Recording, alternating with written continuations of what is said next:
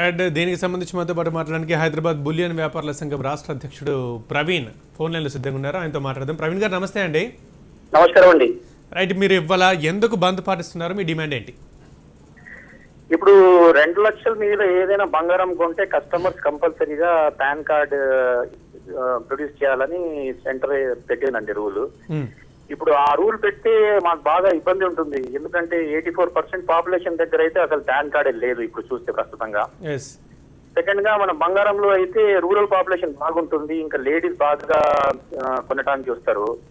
ఇప్పుడు ఆ పరిస్థితిలో పాన్ కార్డ్ లేకుంటే ఏం చేయాలి? మేము బిజినెస్ వదిలేయాలా లేకుంటే ఏం చేయాలా?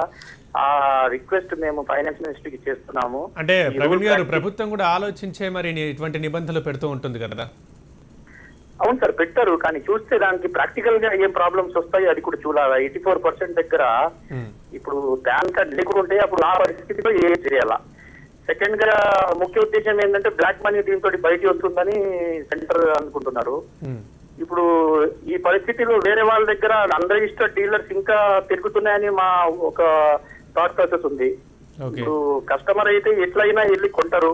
పాన్ కార్డ్ మేము కంపల్సరీగా ఇవ్వాలంటే వేరే వాళ్ళ దగ్గర వెళ్ళి కొనడానికి కూడా అవకాశం బాగుంటుంది. సో ఇప్పుడు మీరైతే ఏమంటున్నారు? 10 లక్షలకు పెంచాలి అంటున్నారా? ఇప్పుడు ప్రస్తుతంగా అయితే లిమిట్ 5 lakhs ఉందండి. 5 lakhs మీద కంపల్సరీగా ప్రొడ్యూస్ చేయాలని. ఆ 5 lakhs వదిలేస్తే మాకు బాగా మంచిగా ఉంటుంది. ఇంకా 10 lakhs ఇప్పుడు రియల్ ఎస్టేట్ కేసులు 10 lakhs పెంచేసినారు యాక్చువల్ గా చూస్తే.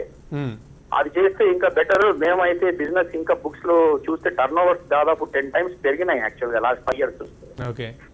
సో మా బిజినెస్ అయితే ఇంకా వైట్ లోనే ఎక్కువ జరుగుతున్నాయి.